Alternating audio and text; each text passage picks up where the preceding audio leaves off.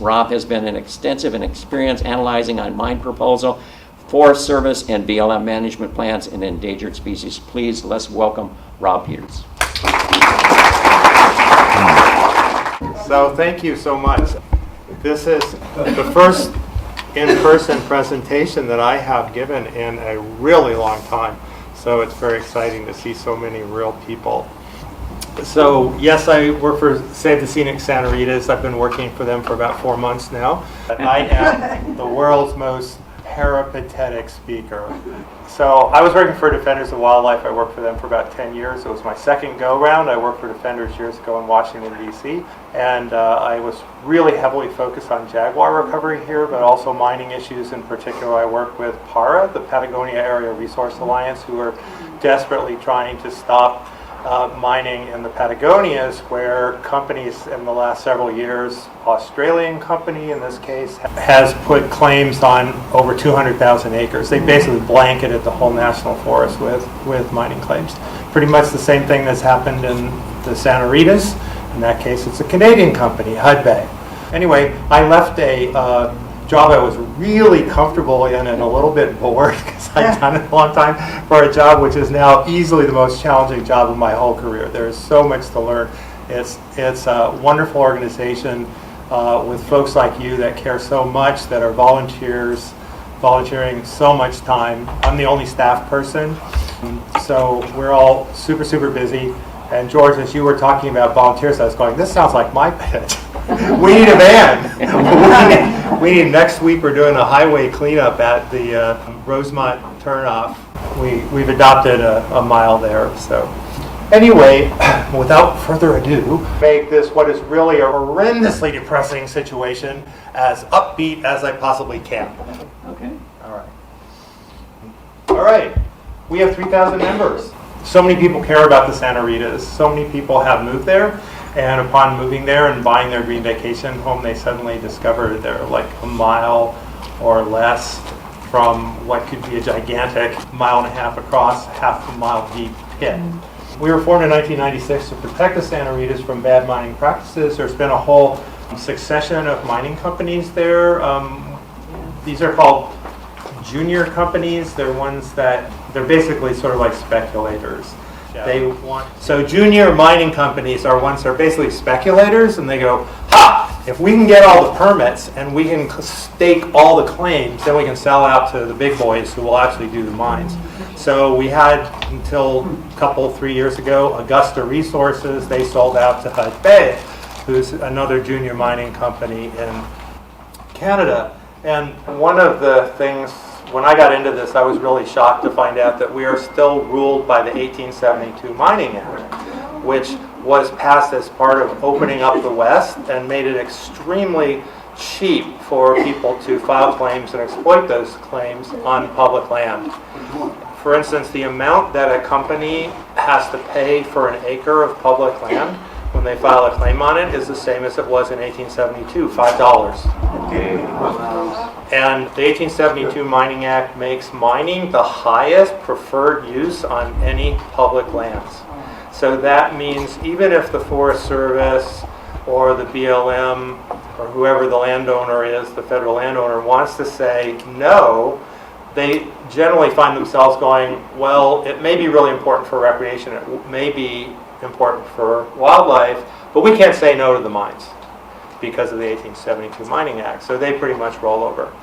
One of the interesting things about the Santa Ritas is that it's dear to my heart because it is where El Jefe lived for years. You know, and probably you guys have all seen the picture of El Jefe, or one of the pictures of him, the video of him walking down this stream bed there in the Santa Ritas. So my sort of humorous title for this talk is, why did El Jefe pack his bags for Mexico? And I'm going to come back to that. So, but it's actually not only his habitat, but it's critical habitat under the Endangered Species Act, but apparently that doesn't matter.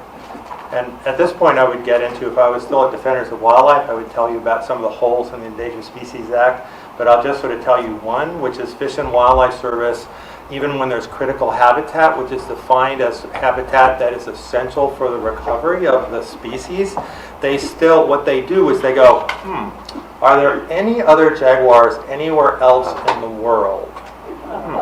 There are, I believe. And let's see, so if we kill off all the jaguars in the United States, will there still be jaguars somewhere in the world? And the answer, of course, is yes. And so they go, well, so it's not essential for the survival of the species, therefore we'll let the mining company go forward.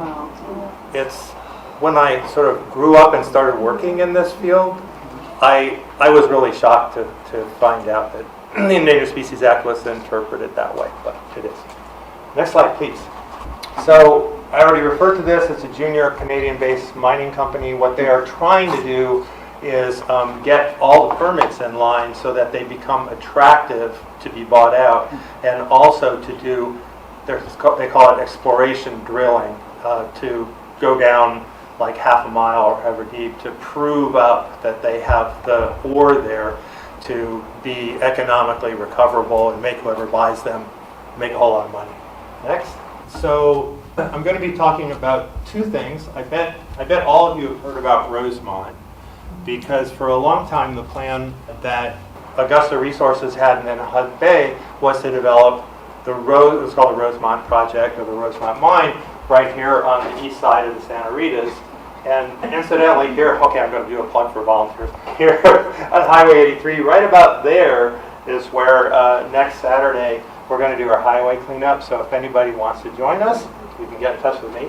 Copper World is an entirely new sort of phase of the project.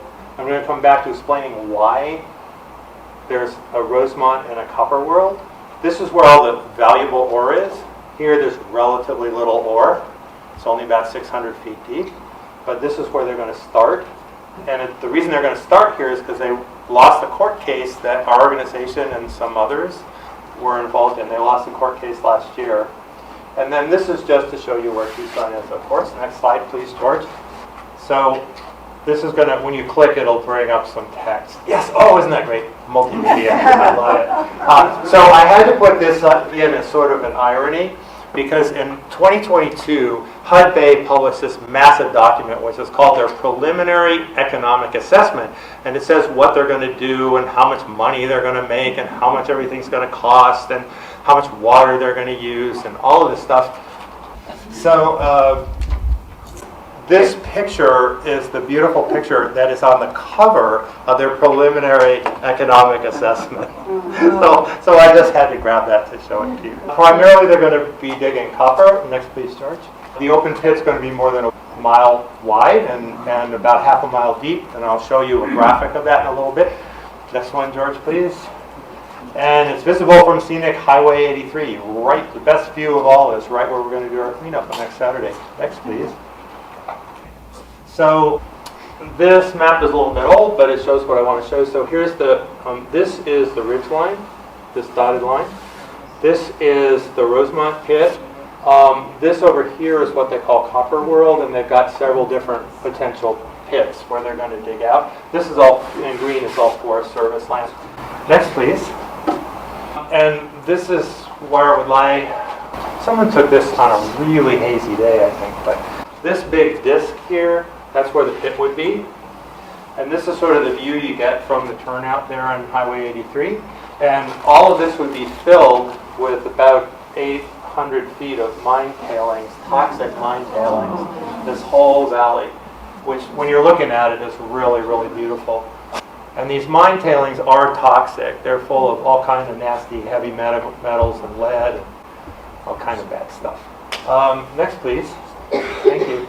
And this is a artist rendering by Robert Gay, who's partner of the executive director at PARA, and he's a whiz with Photoshop. So this is the East Rosemont side, what that'll look like when that's dug out. There's your sort of mile and a half a mile deep. This doesn't really show the tailings, but here you've got the tailings on the west side in the Copper World area. Next, please. And just to show how, compared to Tucson, This is only the potential Rosemont site, and we just laid it over 2 signs, so you can see it sort of runs from Glen Street down to near where I live, down to 22nd. Next, please. This is courtesy, this was put together several years ago by the Arizona Daily Star, and it shows, so there is a mountain, and there's the Tucson skyline, and that's the Rosemont pit. It's really, I mean, hard to believe, really. Okay, so we had this big win in May of 2022. First we had the district court said that they couldn't dump their tailings everywhere on the Forest Service land that they wanted to. And they appealed, and the Ninth Court of Appeals said the Forest Service can't do it. The deal is that under that, my favorite law, 1872 Mining Act, 1872 Mining Act says that if you have a claim and you got to have some place to put your tailings and some place to put your office building, and you don't want to put it on top of the ore where you have your claims because you want to dig there. So it gives them the right to have a certain amount of other public land that is intimately associated with their operations to dump stuff. But there's a limit on how much stuff. And the reason we sued was because the Forest Service told them that they could dump as much stuff anywhere they wanted. And like a lot of stuff, you saw that hole. That's a lot of stuff. And they were just going to dump it everywhere, dump it in the stream beds, in the ephemeral washes, just dump it everywhere. And so the court said, no, you can't do that. So they backed off temporarily. They say they're not going to appeal to the Supreme Court because they came up with another plan. So this is all like this giant chess match, right, in which you guys are all politically savvy and involved, right? So you know, you're always trying to figure out, like, what are they going to do that we could do this? And they're doing the same thing. So they switched, and as a result, they switched to the west side. So in that preliminary economic assessment, they talk about what they're going to do, which is, and I'll show you a map in just a minute, but on the west side, they bought a whole lot of ranches. So essentially, the people that had bought ranches there, some of them had owned them for a really long time. Some were relatively recent people who just bought what they thought was going to be vacation land. And they basically were big, you know, it's like in The Godfather, they were given an offer they couldn't refuse, right? Like, all your neighbors are selling out, and we're going to take this, you know, we're going to use their ranch to dump tailings, so you better sell too. So what's happened is there's like one holdout, but almost everybody has sold in the area where they want to dump. And so this last bullet here says that one of the things they want to do is get access to their private land by buying Arizona State Trust land. And the problem is some of the land that they bought, the private ranches where they want to dump stuff, and I'll show you a map, is disjunct. You know, and so to get the tailings there, they got to go across some state land or some BLM land. And so Hudbay has asked the state of Arizona to sell them some state trust land. And so one of the things we're doing right now is we're getting everyone we can to write letters to the governor saying, please do not sell this land to Hudbay. As of 2022, when they were told they can't dump their tailings everywhere on the east side, they came up with this new plan. It runs for 44 years. The first few years, like the first, I think, 3 years, they're only going to be on the Copper World side, but then they're going to start the Rosemont side. Pretty soon Copper World will run out of ore, and they'll just be digging the Rosemont side for the next 44 years, making that giant pit, where they will leave that giant pit, which will be filled at least halfway with poisonous water. And it will basically, water from all around will seep into that, and so people who have wells and so on will be out a lot. So here are these parcels. I used to have a boss that always said, he'd show these really complicated diagrams, and he'd say, this is not to inform, but to impress. So hopefully I can make this a little bit clearer. So everything that's orangey browny is private land that Hudbay has bought. They just bought, these were 3 ranches, they just bought them. We call this the F parcel for obvious reasons. These are sort of west side stuff over here. Rosemont is kind of down there. And so So when they're developing over the next few years, the west side, the Copper World side, the question is, where do they dump the tailings? Well, they want to dump the tailings on this private land they bought in this private land here. There's a couple, and this here is the Santa Rita Experimental Range that's been run as a biological field station by the University of Arizona for many, many decades. And it's the preeminent long-term study site for the sort of natural ecosystems that we have in Arizona. So this is really precious, and they're going to be putting all these toxic mine tailings here if they can have their way. So far, we don't have the University of Arizona saying boo about it. Keep going. That's a surprise. And now this is like at least third hand, but I have been told that that their approach is to say, well, now we'll see how this natural ecosystem responds to mining activity. So anyway, that's kind of sad. We're still trying to get to people higher up in the university. But so HUD Bay has asked the state to auction this and auction this. In theory, we could bid against HUD Bay, but I don't think we would probably win. The reason these are really key for them is that they've got to get their tailings from out of these pits up into these areas here. This one, so one of the problems is this light tan here is BLM land. So if they go across BLM land with their tailings, that triggers NEPA because it's a federal property, and that triggers taking a look under NEPA at the endangered species. There would be a lot of regulatory hoops for them. So what they're trying to do is get a right-of-way from the experimental range, which is really state land, from here to here and jog over to here, and then they want to get from here to there, and this is state trust land, so they've asked the governor to auction this, and likewise this. So far it hasn't been approved, but so you see what I mean? It's a chess game. Like they want to move their pieces of those little blue squares. Next, please. So this is what they've done to the west side, the Copper World side, in about the last year and a half. So these are drill pads where they've been, like each of these little blobs is a drill pad where they've been going down to try to show how much copper is there for their investors, and everything else is a spider web of connections. This up here is not HUD Bay. This is the, let's see, a different company just bought them, a Georgia company. This is the marble mine. It was Emery since Simbra. I'm saying it a little bit wrong. Anyway, that's the marble mine. So, and it's not clear if they really needed to do all this work to prove up the copper that's underground, or whether they thought part of their strategy is make it such a mess that all the neighbors and citizens will give up. But, you know, so far the disturbance is all recoverable compared to when they actually start digging. Next, please.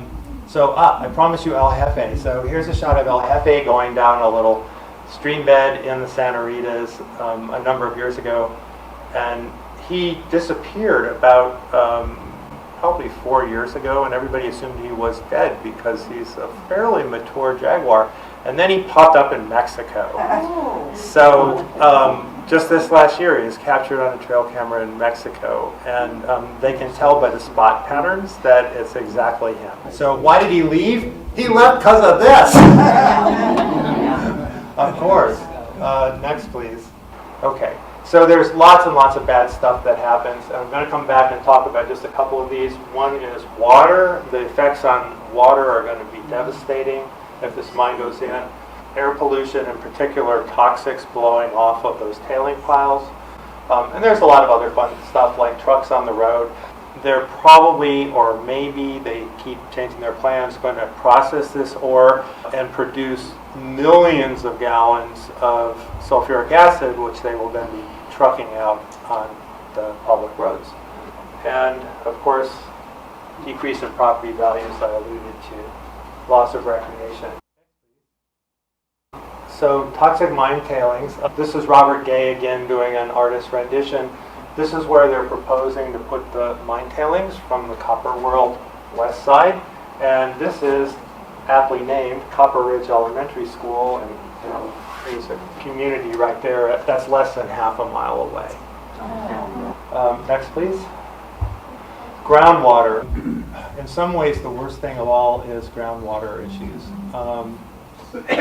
So state law, there was a groundwater protection law passed in 1980 in Arizona. At that time, at this time too, the mining industry vehemently opposed. And the mining rules in Arizona like it does in Nevada, and they had the clout to keep any protection from being passed. So ultimately it was passed, but they are exempted. So unlike, say, a developer, they don't have to make any provision for recharging the groundwater or conservation or anything. They just use as much as they want. And so we took a look at their preliminary economic assessment, because they actually have numbers in there that if you look at them carefully, you can figure out how much water they're actually going to use, because they tell you how much ore they're going to process and how much gallons per ton of ore and so on. And it comes to 4.3 billion gallons per year, which is enough for 41,000 households. And at current value of water in our area, that's a subsidy worth $313 million that this Canadian company gets from all of us. Next, please. So this is a really sad thing. Have you guys heard about this Sackett decision? And came out just like, yeah, I see some nodding. Supreme Court decision, and it said that the Clean Water Act no longer pertains to, I don't want to say all, but almost all wetlands and almost all ephemeral streams. So in the Southwest, that's the majority of streams. So any streams that normally flow just during the monsoon season, there's no protection at all. Next slide, please. And this is Hud Bay at work. Here's a pretty big ephemeral wash. And that's a bulldozer there just happily wrecking havoc. And so the Santa Ritas are really important for recharging the Santa Cruz River. A lot of water reaches it directly, although what's going to happen to this water now is, I don't know if we'll get there. A lot of it gets to the Santa Cruz on the surface. A lot of it gets there as groundwater, recharging the groundwater. But there is zero protection right now for anything that they do to these washes. And of course, they're critical for wildlife as well. Next, please. So a big thing that Hud Bay always says is they're going to tremendously benefit the local economy because there's going to be all these jobs. And we just pulled together a few figures. Projected jobs represent less than 0.3% of total employment in Kima and Santa Cruz counties. And wages and salaries would be about 0.1% of total wages and salary in the two counties. So it's not going to be this massive influx of economic benefit, and of course it's relatively short term. And our organization has just commissioned an economic study to take a look at the effects of, essentially the mine is going to have a lot of negative effects, right, on net recreation, on tourism, on housing values, on all of these things, which of course don't get, Hud Bay doesn't put those out in their PR. It's just, we'll have a certain number of jobs. And of course, there's also a question about how many of those jobs go to local folks and how many go to, people from out of the area that have certain expertise that they need. So I was going to say, it doesn't take a high-level economist to know that this probably has a negative effect on the economy compared to next pretty picture. So, this, people can recreate there. People like to have their homes near there. People like to look at that. But that's not how it will look if the mine goes in. Last picture is to say, we're not alone. There's a lot of organizations that are opposed to this. Pima County and the city of Tucson, just in the last couple months, passed yet another in a series of resolutions opposing measures that benefit the mine. We've been involved with Tohono O'odham and other tribes the Yaqui, for example, and a lot of other organizations, say the Scenic Center, Ritas, Center for Biological Diversity, Defenders of Wildlife, and so on. So, and we're working in, one thing I didn't put in the slides, but I don't know if you guys have heard, it's a little obscure, but there's a law that 2 Democratic senators in Nevada introduced, and it's co-sponsored by Sinema. And it's called the Cortez-Masto bill. And I don't know, have you guys heard about this? What's it called again? Cortez-Masto. It's a Senate bill. There's a House bill also, but this is arguably the worst, most dangerous piece of anti-environmental legislation that I've seen in my career, if it passes. It's a specific response to that court case in which they were told they can't, Rosemont was told they can't dump their stuff anywhere they want on any public lands. And so this legislation would say that any mining company gets to take any public land they want for any purpose that is connected with their mining. So they'll be able to take any land that they want to dump their tailings, any place they want to put their buildings, anywhere they want to build a road, anywhere they want to do anything. That's what this bill would do. But still, it hasn't come out of committee. You know, and this is something you guys could do, and I could work with you, George, or anyone to give you the information you need and some dummy letters, templates to work from. But we need as many letters as we can to Senator Kelly, because he has not taken a position. And we're desperate for him to oppose it.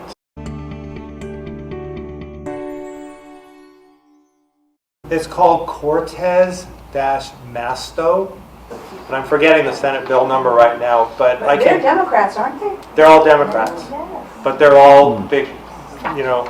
Mining. Yeah. Well, Yeah. Cinema's not a Democrat.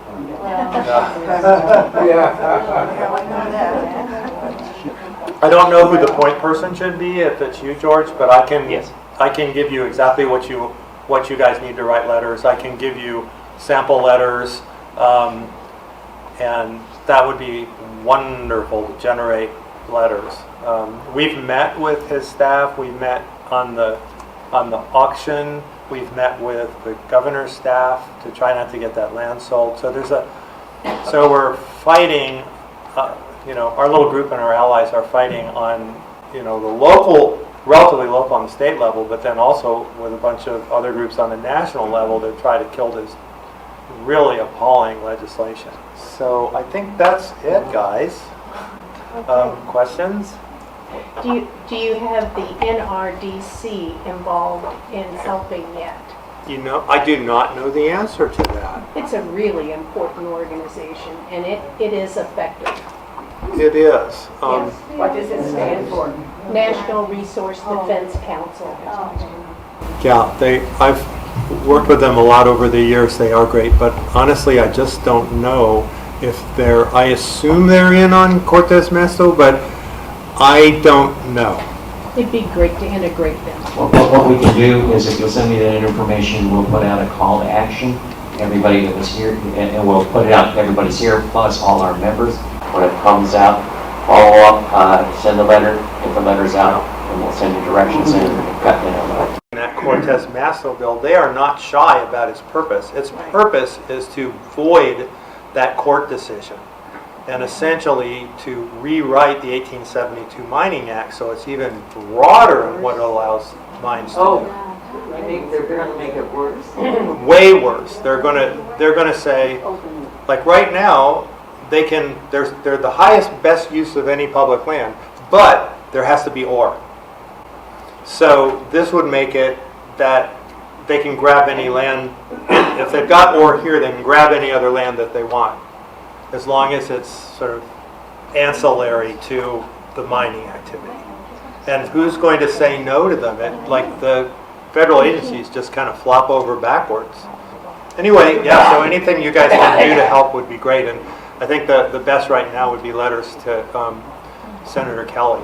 My question has always been, were we aware that Hudbay or Augusta or whoever it was at the time was buying up all this ranch land. I never heard anything about that. And I know this precedes you. Yes. Kind of yes and no. It's kind of, people kind of go up to, they have representatives that go out and talk to ranchers and, one by one, make them deals. So, I mean, we knew it was happening, but of course we don't know on every, we figure out, oh, they've bought those ones now. Like over 10 years, 5 years? A lot of the purchase has just happened in the last 2 or 3. Like some of it just in the last year. And it's partly, I think they upped their enthusiasm for this after that court case. Because what we think is going on, like right now they still can't, the Rosemont is the big pit, right, on the east side. That's where all the ore is, or most of the ore. So if they can't dump it, so what do? So we think what they're going to do, maybe their plan, is to dig out the west side, 600 feet deep as the ore goes, and then they've got a place that they can truck or have a giant, one of the reasons they use all that water is the tailings, they move it around in these gigantic pipes as a slurry, because after they process the ore, it's like tiny, tiny particles of rock. And so they put all this water into this gigantic conduit, and they, kind of, it goes places. And so it's possible, I don't know the engineering, it's possible they could run a slurry pipe over the ridge or just truck it. But then they could be dumping it in those holes that they've dug on the west side, which may be why in their mine plan, it's like the first 3 or 4 years, it's just on the west side. And then they start digging the Rosemont side. But we don't really know, we just surmise. We've heard that they found that there was good ore to mine on the west side, and they wanted to extend their actual mining to the west side of the Santa Rita. They are. They're doing that, yeah. Yeah, that's what How can they get away with that? well, they're a Canadian mining company. Of course they can do what they want on our public lands. To be serious, yes, the picture I showed of the mountain with all the scars on it, that was the west side. And so they're planning to dig out the west side. There's not nearly as much ore there, and it'll be played out within about 16 years in their current plan. They'll run out, but in the meantime, they're digging like 3 or 4 separate, propose to dig 3 or 4 separate pits there on the west side. Ellen's got a question for you. Why can't reclamation include taking tailings piles and put them back in the big holes?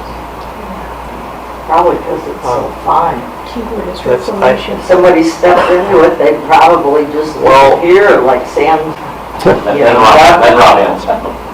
That's really a great question. Essentially what happens in the mining industry is, like, let's suppose that they promised to do that. I mean, they're not going to because it would cost a fortune, but suppose that they were going to do that. What happens typically in the mining industry, they often do agree to certain mitigation measures, but then what happens is those never get done. And the companies may declare bankruptcy, they've got shell companies, it just doesn't get done. There are thousands of abandoned mines, particularly in the western United States, that many of them are posing severe toxicity problems, contaminating groundwater and so on. But when the valuable ore is out, the companies just find ways to walk away. And there's a situation like that in the Patagonias where some of the really old small mines, like every monsoon, they overflow. I've got photographs of, like, the stream runs bright orange. And then a week after that, it turns from orange into this white, because it's got some aluminum things in it. So anyway, it's unfortunately, that's a great question, but and it probably wouldn't deal with the water issue either. It would still be a giant water sump. pulling in groundwater for miles around. Peabody Coal in Wyoming promised to do that, and Peabody Coal was going bankrupt, I don't know, a dozen times. Never got it. Oh, thank you. We have a question for you. Sort of Galactic Resources at Summitville. But that's all I could do, not to get into lectures about mining claims and mill sites, but I'm a former U.S. mineral surveyor. Much more importantly, where does this 41 billion gallons of physical water going to come from? They already have pumping stations on the west side. They're just pumping it out. It's about, we figure it's something like 15% of Tucson's water, the equivalent. They're just pumping it right out of the ground, and they're going to run pipes. Yeah, it's Folks Aquifer, and they're just going to run pipes to the mine area. You mentioned that tailings are toxic. Green Valley has miles and miles of tailings. In fact, they look like small mountains. Does that represent a health issue? I don't know. I'm not qualified to say. I don't know. I just have to say, I'm sorry, I don't know. But all I know is it makes me nervous to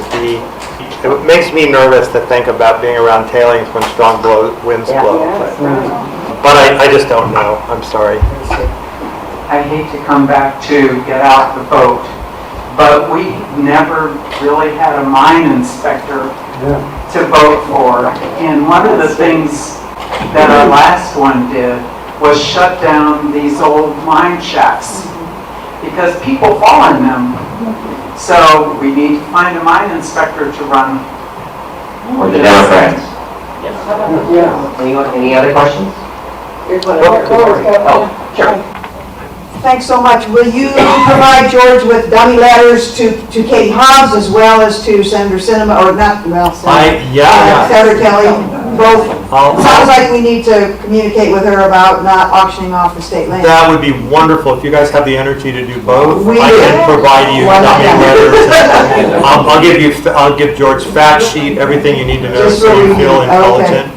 What was I going to say? Yeah, see, it's hard to spread the word. I know people in Quail Creek who say, I never heard of this. Well, they're going to live right underneath the doggone thing. See, it's hard to spread the word when you don't have a good, strong local newspaper, which, thank God, we do have a good, strong local newspaper. So I really recommend you subscribe to the Green Valley News and write letters and do all that, because we're very lucky to at least have that. But it's hard to spread the word. I've been privy to this for 30 years, to be honest with you. And so I did know most of this. My contractor for something he built at my place in Montana Vista, he got basically shoved out of Helvetia. He stayed on as long as he could, but like you said, they put intense pressure on everybody that lived up in the area, and he finally caved. So yeah, it's pressure tactics. Thank you. Another question, Katie? Yeah, it's not a question, but to segue what she was saying about the newspaper, today I sent a note to Dan Shear, the editor of the paper, inviting him to this. And he said he couldn't come, but he sent me an article that he had from Hudby, or about Hudby or whatever. I didn't have time to read it, and he said he was going to sit down with them and go over some questions. And it sounded like it might be in the paper this week. Oh, that's great to know. Yeah, there was recently, one of their vice presidents, Mr. Del Rio, published an op-ed. I don't know if you guys saw that, but it was That might have been it. a week or so later, I published a rebuttal. So, Green Valley News was great about publishing what constituted a rebuttal, because there was a lot of information that we felt was incorrect. That's why it is so important that you do write your letter to the editors, and both the Tucson, the Green Valley News, and the Tucson Star. Always put information back there. Please get in touch with them if you want to write letters, learn how to write letters, how to get into the two newspapers, or just join our group, because they do meet on a monthly basis. There's about 8 of us now. And so I would like to have us about 20 writers writing on a consistent basis to get as much in the newspapers as we can locally. And also, to finish up, we need to turn Arizona blue. We got one last question. One last question, Ellen, the last one. Thank you. A question I couldn't answer your last one. Okay, I come from Montana. Montana's been screwed over time and time again with people who mine the hell out of things and walk away. And the people who live in the state pay to do whatever reclamation gets done. My question is, if this mine doesn't go in on this side, and perhaps on the other side, are the mine companies going to be required to reclaim what they've messed up? I mean, I look out and it's just, I mean, desert is very delicate. It's fragile country, and you don't just reclaim desert overnight. Yeah, you're absolutely right. Putting on my long time, I used to work in restoration that was my area for a long time, and you're right. Deserts are incredibly fragile. Yeah, you're absolutely right, and the answer is no, they wouldn't have to, probably. Probably not. There's some minimal restoration that the Forest Service typically asks for, some minimal mitigation.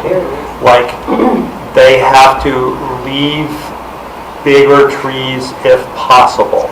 Like literally, I'm not joking.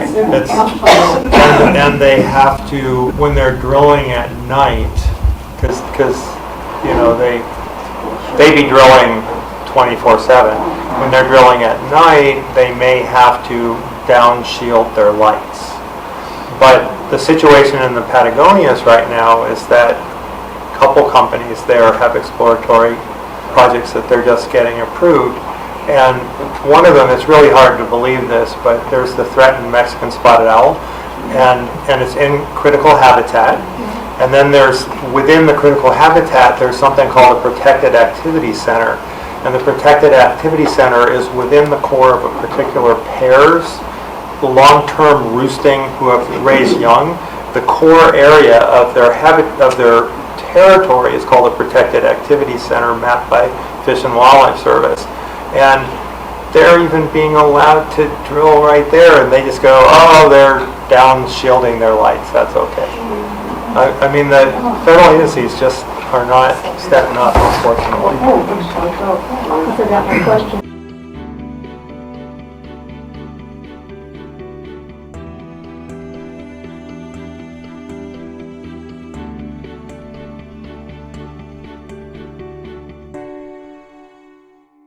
Don't know. The last week I was building our website, and I was like, tunnel vision. Yes, that's, don't know. Well, thank you very much. Let's give her all a big hand. Send those senators a ribbon, a talking to, right? Yes, exactly. And I will give you, I will also send you the HUD Bay editorial that we then refuted.